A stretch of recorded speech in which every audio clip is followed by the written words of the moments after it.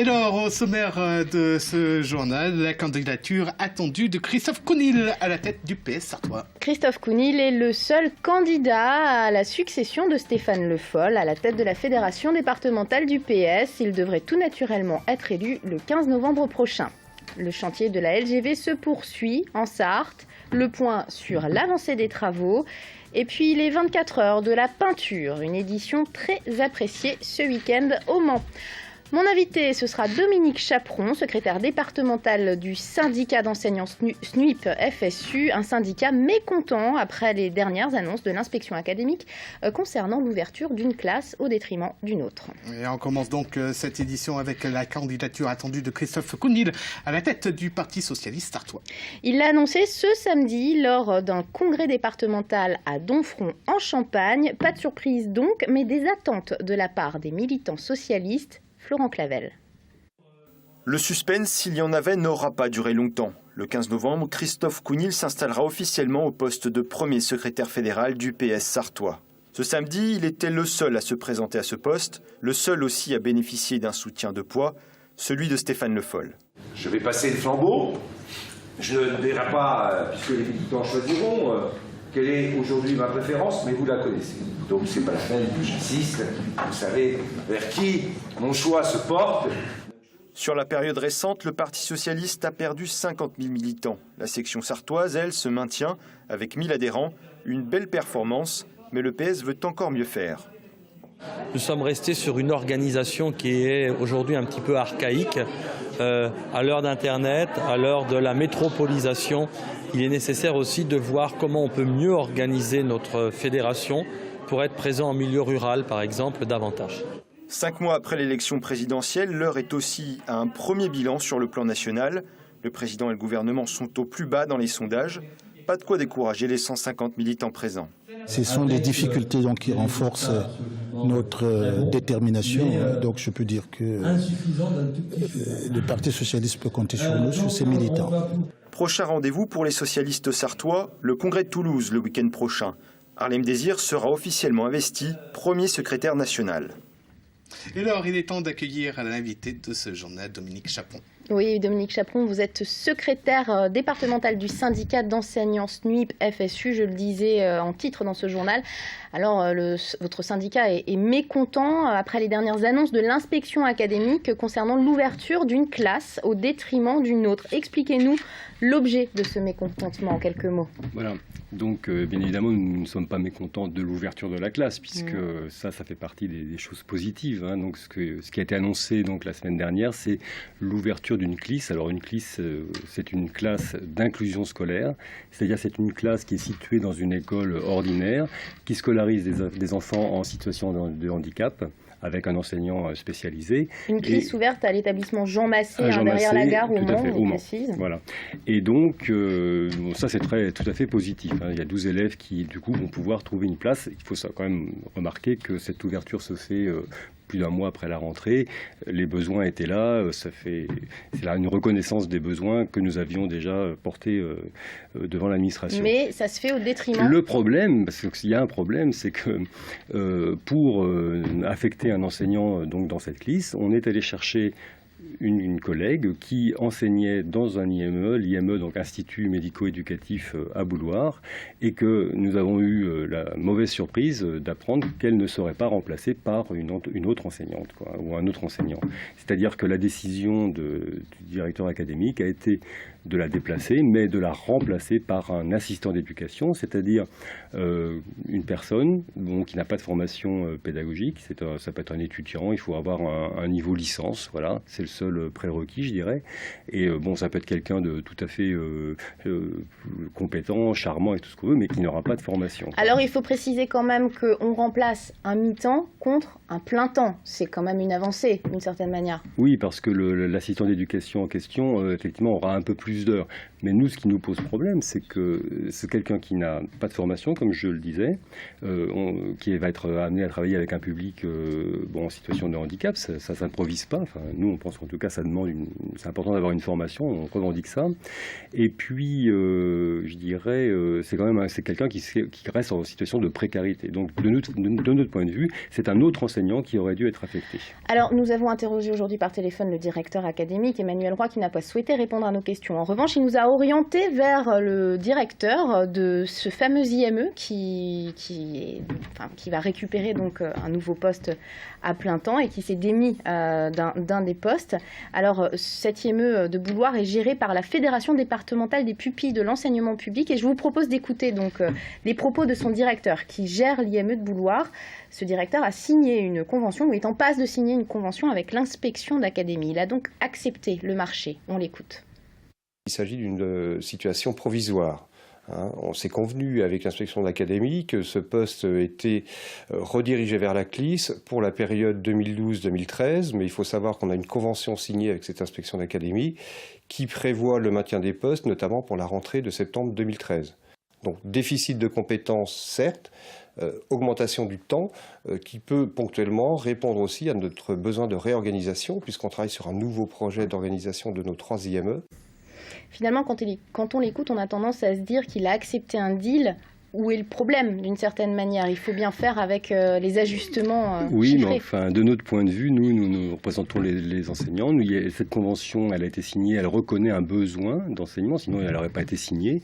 Nous ne comprenons pas. Alors après, c'est la responsabilité, effectivement, du président des PEP. Bon, moi, j'ai eu quand même des contacts avec des collègues de l'IME. Je pense qu'ils n'ont pas été vraiment consultés. Ils ont été plutôt mis devant le fait accompli.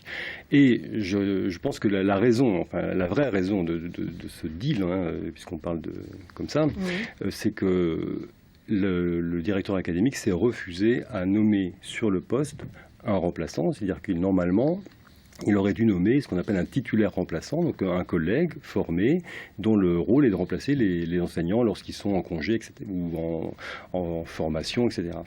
Et là, il ne l'a pas fait. Pourquoi? Parce que notre département est en déficit de remplaçants. Donc la question que vous posez plus généralement, c'est de toute façon le manque de moyens humains. Encore une fois, vous êtes monté en un mot, un dernier mot, vous êtes monté plus haut, vous êtes allé voir le rectorat pour poser ces questions. Nous avons demandé au directeur académique de faire remonter notre demande de recrutement sur liste complémentaire. Il a refusé de le faire. Nous l'avons fait directement. Nous sommes adressés aux députés. Là, la preuve est claire et nette.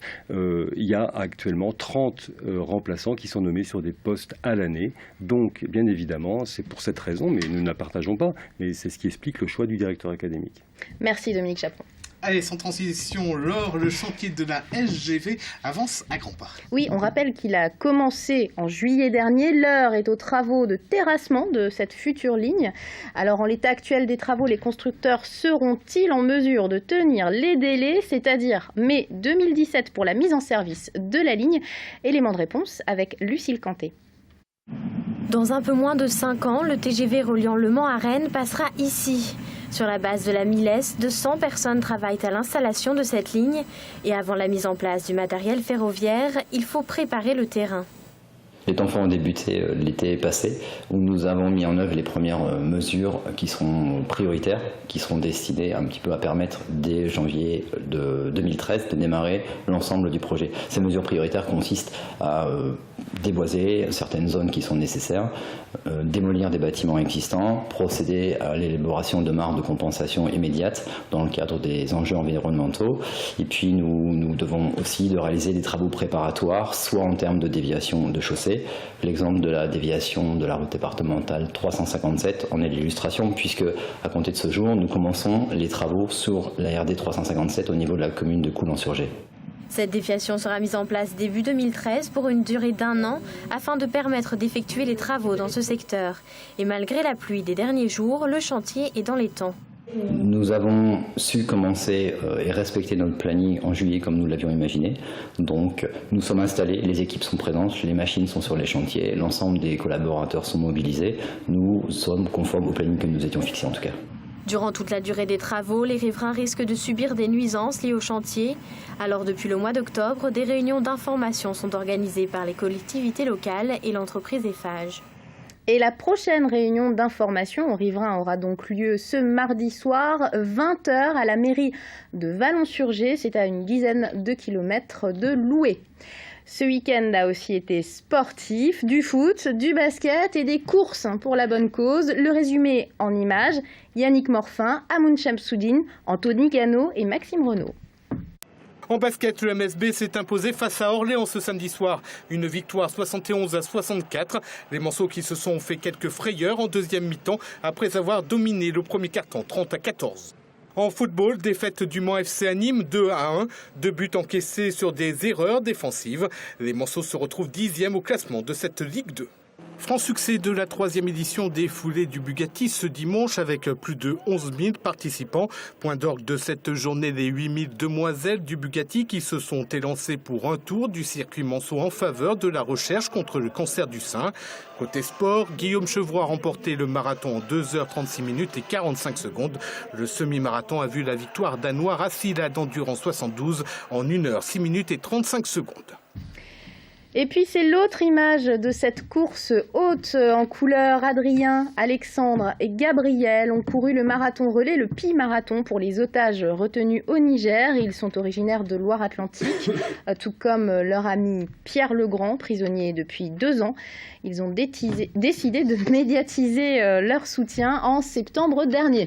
Une question qui est sur toutes les lèvres, le prochain Tour de France passera-t-il dans la Sarthe? Elle est surtout sur la vôtre, Yannick Morfin. Il semblerait que oui, il passera probablement dans la Sarthe. Alors le peloton devrait en effet rallier Fougères en Ille-et-Vilaine à Tours dans l'Indre-et-Loire. Les hôtels des environs de ces communes affichent quasiment complet pour le 11 juillet prochain.